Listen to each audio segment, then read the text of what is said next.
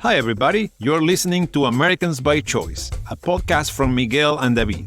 We bring the outsider's point of view to inside politics. We're both foreign-born and lived in the USA for over 25 years, following politics blow by blow all along the way. Join two old friends who like to talk politics and had a good time while doing it. Epa, David, how are you, my friend? Miguel, how you doing, man? I am good, man. It is a very exciting week, right?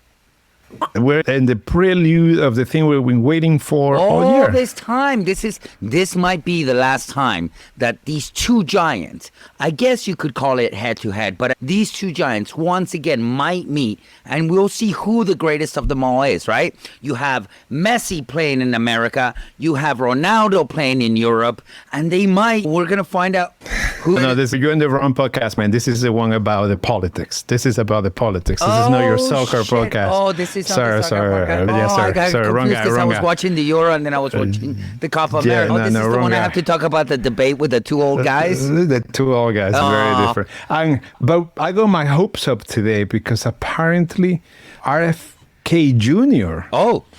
is going to have a co-debate. So check this out. They're going to be debating and he's going to be answering the questions that they asked to the two guys on his own channel. And I'm thinking like, Miguel, why is stopping us from doing the same fucking thing? That is an incredible idea. Do you want to do the debate live?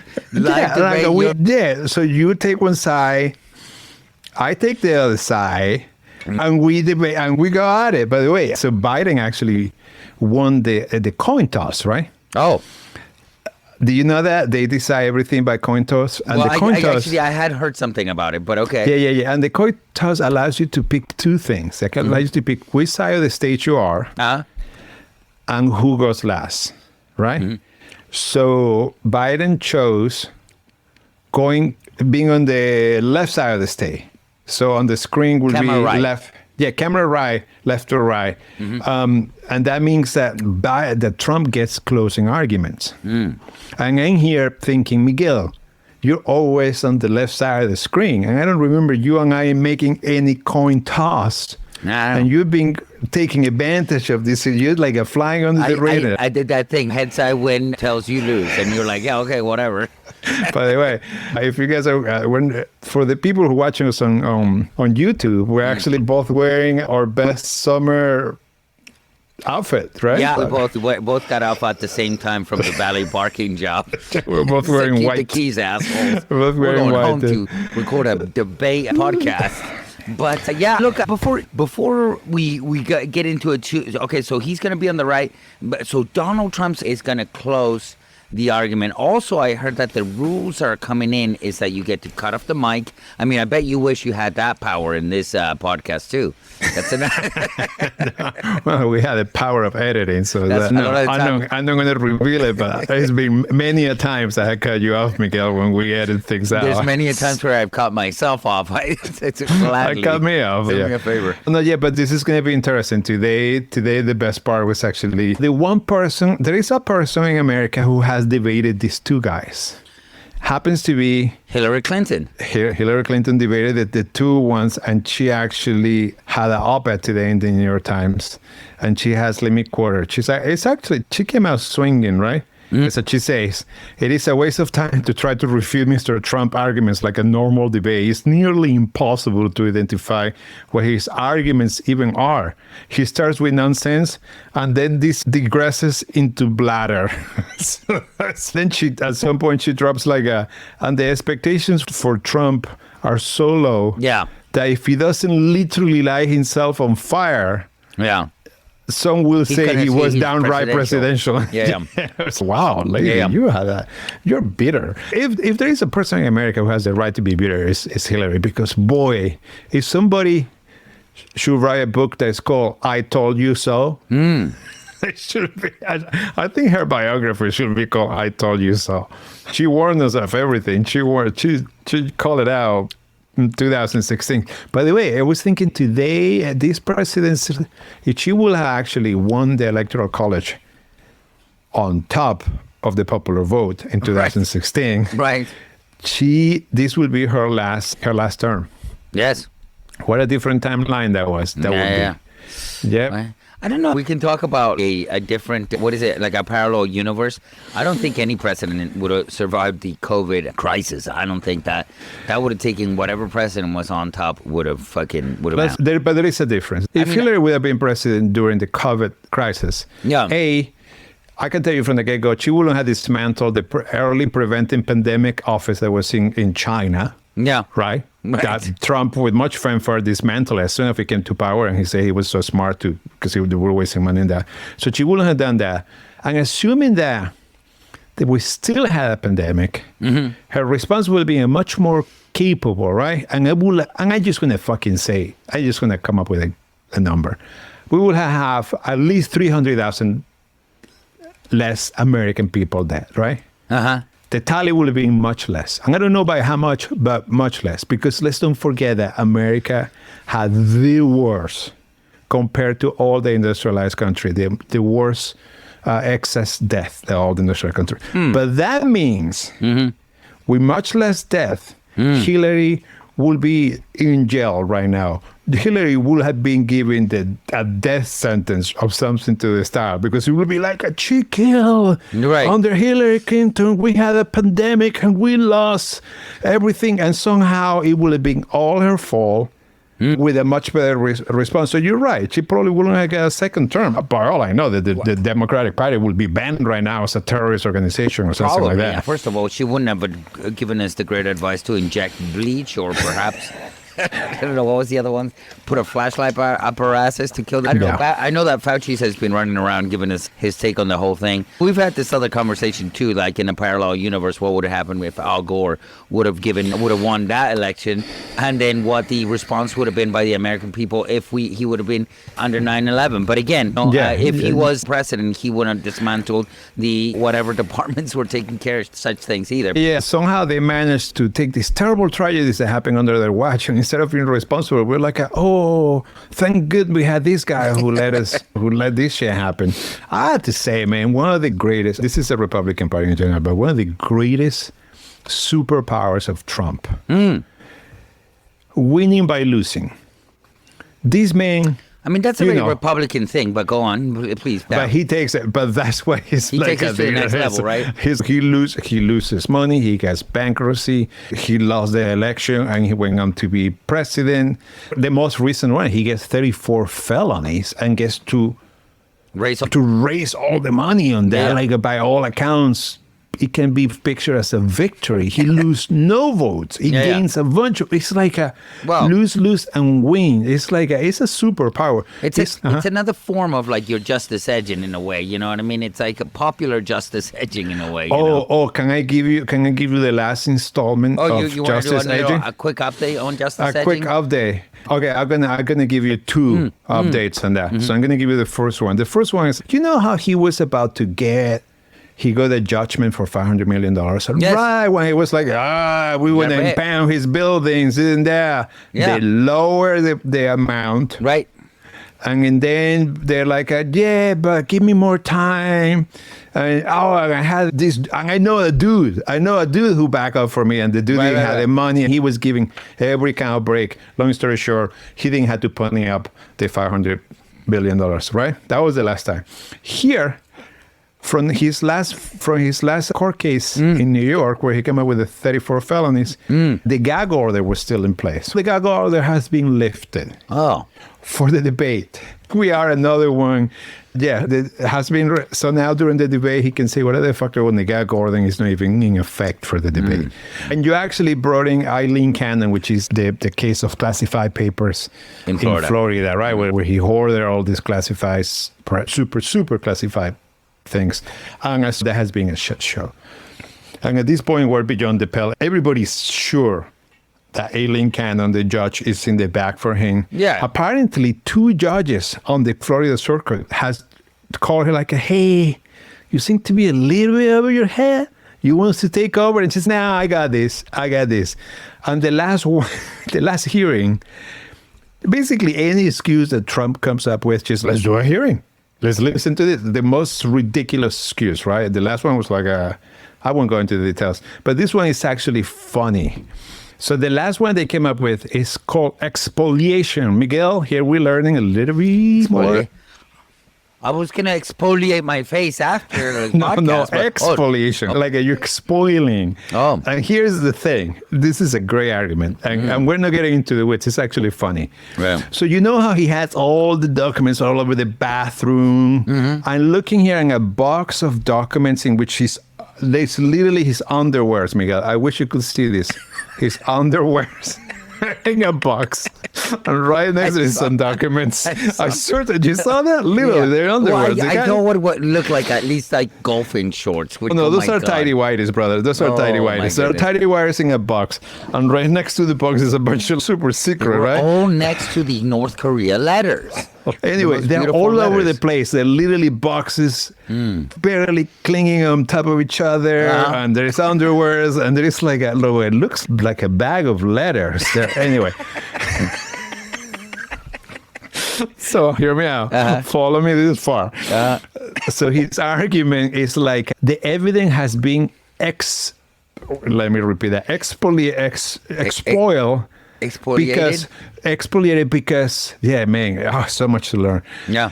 Whatever. This is a real Trump university. Anyway, Yeah. so apparently because they went and took all the documents, his argument is like, I had it set up in just such a way, specifically in such a way that my defense is actually on the way that was organized, and I'm making big air quotes. Huge. Right? Yeah, air quotes. So now I cannot tell you guys my exculpatory Arguments. Yeah. because you guys mess it all up. You messed up those all my underwears papers. were there for those underwears were there just the right way to be able to justify why I was hoarding a bunch of something super secret nuclear secrets and like all this shit. Anyway, that was the last one. Now, That's here's incredible. the thing, Miguel. Yeah. Anybody can come up with a stupid excuse. Oh, yeah. But it takes a fucking corrupt judge to say, you know what? Let's listen to it. We should Let's consider. listen to that. Let's listen to that. And that was our latest installment on justice edging. Coming back next week. You'll let Yes, coming back. This debate is going on CNN, right? So I'm just trying On CNN. So that'll on be Jay Tapper, right? And then Dana Bash, if I'm not wrong. Oh my God, very good, Miguel. Very look good. at You that. pass. You pass. Look All at right, that. just go back.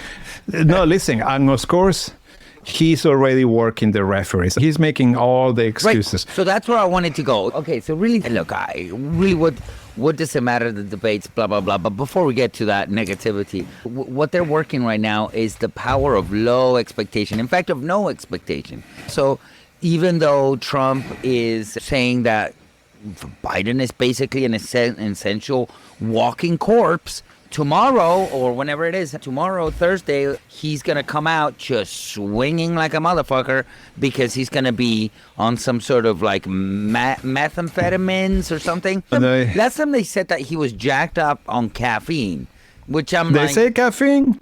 they said jacked up on something, and then if they ever mentioned anything, they just said kind of caffeine, which is, what's the problem with that?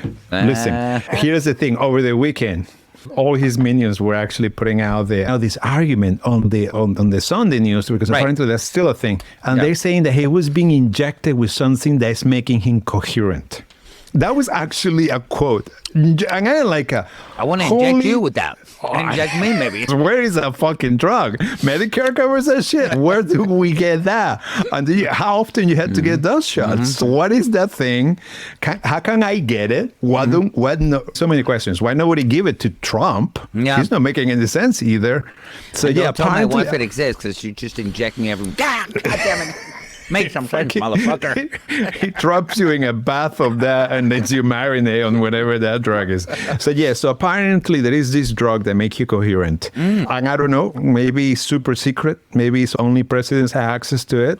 But I will imagine that privilege should be extended for this time only to an ex-president like Trump. So super secret coherent drug. Okay. Yeah, that makes it coherent. So we have on one side we have that, right? It's the playing with expectations, and on the other side we have working the referee. That's one of the things that's so good. That Republicans are excellent at that. Basically, by accusing the moderators to be unfair and to be in the back for Biden. They bent over backwards to be so fair to him and so tough on Biden, so nobody accusing of being, and it's a maneuver. I could go on and on and on. No, but tell me a little bit about what is the working of the ref in terms of, do you have any examples of a strategy of such a thing? Oh, thank you, Miguel. Thank you for asking, my man. No, because I am actually I'm interested in. I give you one that's very relevant, that's extremely relevant. Let's talk about the 2016 election, right? Yeah.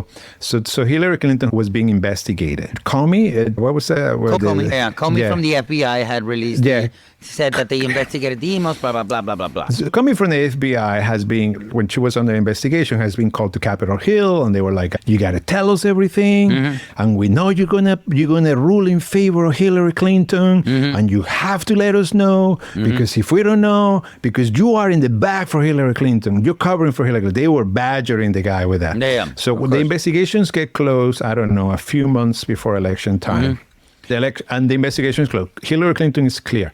The October surprise in 2016 is when he comes out of nowhere, and this is what happens. He sends a letter to the committee who was telling him, who was badgering him, right? And says, new evidence came out. There is another hard drive that we don't know what it is, but it may be part of this investigation. We're reopening the investigation. And he comes out and do the Comey letter. That Comey letter wasn't actually a public thing. That was actually something that he sent to Congress. But everybody knew it was going to leak immediately, and sure enough, it leaked within minutes. So he came out and said, we have reopened an investigation in Hillary Clinton, and it's in the mind of many people.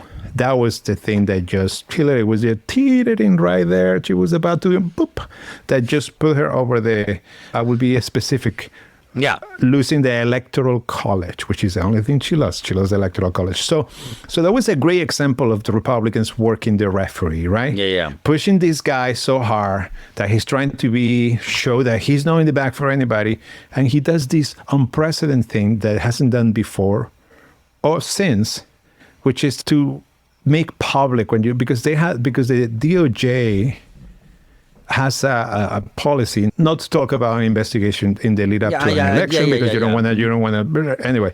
So ongoing investigations. Basically, especially so close to the elections. So that was a time where we saw him working the reference. It's not the first time. I don't know if this is working the ref, but also, I mean, like, David, I remember watching, I guess the earliest presidential debate that I remember would be the Clinton, not Ross Perot. Dole, Clinton, Dole. Yeah, but Perot was in it too. That one? Oh, he was on? Yeah, Ross Perot on the first one. Okay. He was? Yeah. Ross Perot was in that one, or was that Bush Clinton only? You're thinking of Bush Clinton. But anyways, what I was going to say is, look, I've watched... You're correct. You're talking about the second term. Yeah, the second term of Clinton. Clinton's second term. That would be Clinton's roughly second where term. and I've seen all kinds of... There's always a little bit of shenanigans in these debates. But let's just remember, this was like beyond the pale. In 2016, if people don't remember, I believe it was the first debate against Hillary Clinton. Hillary won every... Donald Trump invited every woman that accused Bill Clinton of sexual assault and put him in the front row of the debate of his side or something. I forgot about that. This is, I don't know if that would be working the ref or like working the ring. It's like, what the fuck? No, that was a good, which is interesting because apparently I just saw George Carvel. Because would be the equivalent of if Biden came in and he had like Stormy Daniels in the room. No, it gets better. George Carvel was actually talking this morning about how there is 24 women alleging that Trump sexual assaulted. That would be the equivalent to bring those 24 women and put them on the stage. Of course, the rules of the new debate is like there is no live audience, and they're cutting their microphone. And by the way, I still have about even money. Me and apparently George Carl. I say this in the last episode, but I still feeling like there is a chance that he won't show up. I feel like this whole Trump asking for a drug test is just a way out for him not to show up. And as I say, Carvel, right? Carvel, the Raging Cajun. The Raging Cajun. Run the Clinton campaign back in the 90s. Yeah. Yeah. He's also had it my same take. Like he says, "Oh, I have even money that he won't show up." So yeah, so I had good backup. By the way, we just mentioned Perot, right? And I think Ross Perot, when he Ross Perot, also who, as you correct me properly, right? He was on the first. He was part he was running against Clinton, and he was basically the third party candidate during the first Clinton presidency. And he was polling 10, 15, 20%, which is like the numbers that RFK is polling right now, Miguel. RFK didn't qualify for the debates because he needed to be over 15, but he hit those numbers and he just went down. What I heard is actually he was on 15 in 2 polls, and you need 3 polls. So 1 poll, he was a little low on it. Yeah, so what I'm trying to say, he's on the territory of Ross Perot, who arguably decided the election in favor of Clinton the last time that we had a contender as a third party. A viable contender, yeah. Now, here is the interesting part. You know who is funding RFK campaign? We know that his vice president is the ex-wife of the Google guy, so that's she bought herself that VP slot, and then, but now the president has been pretty much funded exclusively for Timothy Mellon from the Mellon family, fortune, all fortune. Timothy Mellon happened to also be gave $50 million to Donald Trump on this election cycle, right after the 34 indictment. So he gave half the money that Trump raised on his last elections, on his last fundraising cycle, came from the same guy. This guy had just bought 2 tickets in this rifle. So this is like buying, 2/3 of the ticket for the car. For the lottery. No, it's not even a lottery because the odds are that good that I will call it a raffle. Right, it's your it's more like a raffle, except that imagine that the raffle is for a car, and those 2 tickets are on, you pay $1,000 for them. So you had a really good deal. More proof than that. The system is rigged. It's rigged. No, the RFK is just there to fucking hand the election to Trump. That's basically what it is. Then that means that the idea that even the questioning of what RFK is doing in your mind is just like a bullshit question. He's simply there to take away from Biden. I mean, listen, man, RFK. All Biden needs to do is lose a couple of states, and then that's it. So listen, let me tell you. So 2 things I want to talk about. I want to talk about RFK at 2 levels. A, the threat that he does. So far, he's only qualified to. On the ballot, he's only qualified to be on the ballot in Utah as this week. Utah, Michigan, California, Delaware, Oklahoma, Hawaii, Texas, and South Carolina. Of all the states, you can ignore all of them and only think there is only one that matters, Michigan. Yeah. Michigan. If he moves the needle on Michigan and takes votes away from Biden on Michigan, he will be handing the election to Trump. And I just find it fucking fascinating. This is nothing but a man with a big ego who has to compensate for bullshit. And it just makes me think here's the thing, Miguel. This guy is a fuck up. Yeah. It's a fuck up, but happens to be a very rich fuck up, right? Yeah. This is a guy who was a heroin addict, who, I don't know, had a worm in his head, and he hasn't been that extraordinary, that outstanding in order to have this high on a profile, right? What I'm trying to say here is that this thing that happens that when it comes to income inequality and this whole society inequality, we have gone far from everybody has the same opportunities, right? We're no longer even talking about do everybody get the same opportunities. We know that's not the case, right? But here's the thing that is very different. A rich person can fail endlessly and win. Yeah. Right? You can fail endlessly and win.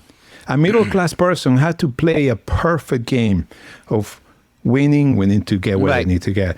So that's the thing that it sounds to me like we need to find a way to redistribute the capacity to lose. I think it was Warren Buffett, who used to be one of the richest men in America, who pledged to give most of his fortune when he died, right? Yeah.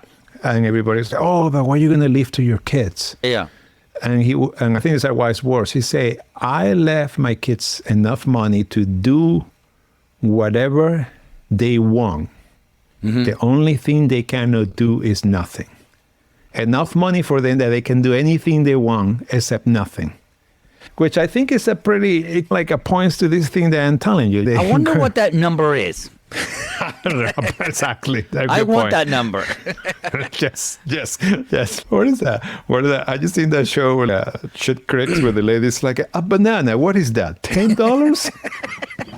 How much is a banana? $10? Anyway, it's a deep cut. Yeah, man. So we have two guys there who have been failing upwards. Trump, RFK Jr. And I think we have Biden, who is a middle class guy who so far has done a very fantastic job.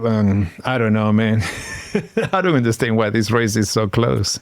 Unfortunately, can I just say something controversial? I think that America right now is starting to feel like a very spoiled child to me in my analysis. It's starting to feel like either you're not realizing that the United States has come out of both the COVID crisis and the European crisis that we're having in regards to the Russia war with Ukraine, and came out quite rosy on top. Our inflation is gone, basically. Rates are going down, but are not all the way down. After a while, what is it that you want? And the idea that they do not remember what it was like to have Donald Trump, a man that on a daily basis would disturb you. By the way, guys, can I just say something? I'll say this on the record to all our listeners and everybody else. The thing about Donald Trump that I don't want is to even fucking listen to him. It was every day of his presidency that would come.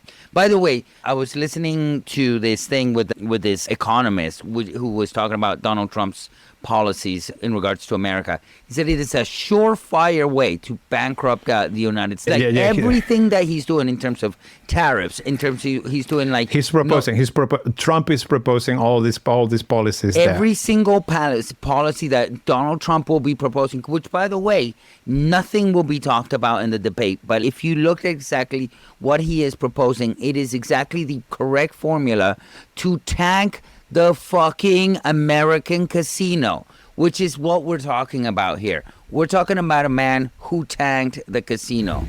And I think he did it twice. Yeah, he did it twice. No, listen, I think it's worse than that, Miguel. You're talking about accomplishments, right? Let's talk about straight up fucking pandering. Let's talk about buying votes. Okay. I'm going to give you a number here. Yeah. Biden has canceled $5 billion on his student loans. Mm-hmm. Not only he canceled, but he had to go against the Supreme Court. With the Supreme Court, right? Yeah, we could talk about that Supreme Court case. That was bullshit, but whatever. Against great opposition, he managed to cancel $35 billion in about 20 to 40 million Americans. Miguel, on the low end of that, the 20 millions, right? And these are all people under 30, right? Not all of them, but mostly under 30. You will think that some of these guys will go, hey, man, this guy literally put $10,000 in my account, $20,000 in my buying votes. It would have been easier if he sit on it would have been more effective to sit on the fucking, to literally go and stand with a stack of bills and say, here's $1,000, vote for me. Here's $1,000. No, he has put so much money. The return on this money has been horrendous. While a guy let me tell you the difference, like a guy like Timothy Mellon that we just talked about, spent $100 million in a campaign, and gets billions of dollars in returns, right, on tax cuts or regulation and shit, right? We have Biden spending like a $35 billion and getting us. I mean, on top of that, don't get me going he lowered the price of insulin, right? To $35. You will think between the young people who got their student loans wiped out and the fat people who now can pay for insulin, right? Without being Insulin, bankrupt. by the way, a drug that I believe has been around for, I don't even know, 80 years, whatever. Yeah. And still being overpriced by the pharmaceuticals here. Yeah, it wasn't anymore because finally Biden says you can only charge $35. Yeah. But Miguel, talk about controversial. If Biden could actually count in the vote of the young and the fatties, right? This election will be on the bag, but it's no. It's like, Jesus fucking Christ, what else you have to do? Sure, he fixed the economy. Sure, we had lower unemployment. Sure, we got... No, but this is like literally straight up pandering. Like, not even the pandering. And this fucking election is still tight.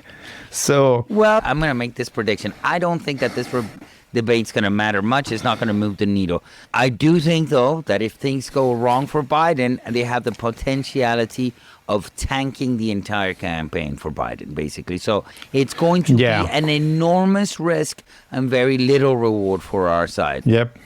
Yeah, but that's kind of like what we're used to, right? As Hillary Clinton said, if Trump doesn't set himself on fire, again, I remember you and I, we saw the debates with Hillary Clinton. Yes. Every one of those debates were like, oh my God, Hillary just wiped the floor with the guy. Wiped the floor. Next day, I don't know. Trump choking his own tongue. I guess he won. Like the same thing with the presidential, with the last election, right? That was just he babbling over Biden, Trump babbling over Biden. And that it just doesn't make a fucking difference. Trump's rhetoric has become so beyond the pale unhinged. Like, it is gone into this other new place. Like, he's been talking in that bubble for so long now, David, that it's beyond whatever it was in 2016. That even the exposure of that, it could maybe for me start reminding people what the fuck this guy was. Well, to give you the other side of that, the other side of that is usually incumbent presidents don't do well on the debate. Because basically they're doing important shit and they don't have nearly as much time to prepare. Correct. For the debate. And I know that and I understand that, but I was thinking about it this week. Whatever Biden can put in time in Camp David to prepare for the debate, it's going to be 100 times more than Trump did in whatever all day that he had. Yeah. Also, the time that Trump spent giving speeches, what do you call, on his rallies. Yeah, he actually makes him sharper. He's been in campaign mode for much longer than Biden has been. So there is something to it. Listen, for good or for bad, this is the battle for that 23% undecided people who hopefully just going to tune in to the election cycle this week. Or here we are waiting for you guys. We've been waiting for you guys all this time, and we hope some of them, 3 or 4% of those get persuaded one way or another. And those are the ones who decide. It's not you or me. No. Or the MAGA supporters who are going to the rallies. It's those guys who haven't been paying attention. The strange thing about these undecided voters, do you really think they're going to show up or tune in on Thursday? And what's going to happen to those? Usually they only have to tune in late October, then tick the box and then disappear. They're going to just come in and then follow this is finally, I think this is the beginning. I think this is when people start paying attention. By the way, there is a good rumor that Trump already picked up a VP. And I'm pretty sure this is what's going to play out. The announcement for after the debate. If the news cycle is not favoring, they can switch the conversation really quickly to who the VP is. Do you know who the rumor has it is going to be? Boebert just won her election, so it can't be her. I know who the top guy is. J.D. Vance. It's like, who? Go ahead and tell me. Vivek Ramaswamy. No. That's a rumor. No. That's a rumor. By the time that people are going to be listening to this, I'm going to be right, we're going to be wrong, but that's a rumor right now. I will bet, David, right now in front of all of you, a full-on arepa dinner if Vivek wins. I think it's going to be J.D. Vance or one of the other old men idiots. I don't think it's going to be Rubio. But no, it's definitely not going to be Rubio. But one thing I tell you, they're definitely saving that announcement for after. I can see it, yeah. For the cycle after the debate, just in case they need to switch the conversation. We talked about that. It's like in this day and age, if they're not bringing anything really to the table, then what are they doing? I'm surprised they Is there no Republican that's somewhat popular in Michigan that they can bring in as a who could help Trump in Michigan? I guess is my thing. They already are RFK in Michigan taking care of that. I see. But yeah, listen, here's the thing. Here's the one that people are not talking about, Miguel. If Pennsylvania, I'm telling you right now, Pennsylvania, right? Pennsylvania is like leaning for Biden. If Trump wins Pennsylvania, it's game over. It's basically game over. So I don't know. So it would be nice to have somebody from, that would be the Midwest, right? When is Biden going to announce his VP? I'm crossing my fingers, man. I still have hope that it's not going to be. I'm telling you. I wish it wasn't Kamala Harris. That's all I can tell. If Biden could give you anything at all, is just come in with a different VP. It would be David like the happiest.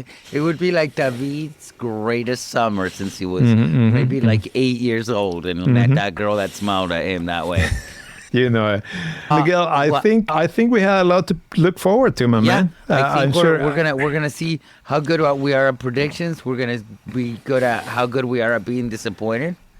Yeah. I'm good at that. I'm good at being disappointed. Until very soon, we want to definitely come back here after the debate to give you guys a lowdown of all the interesting parts. In the meantime, don't forget to write us. Like us, follow us, all that good stuff.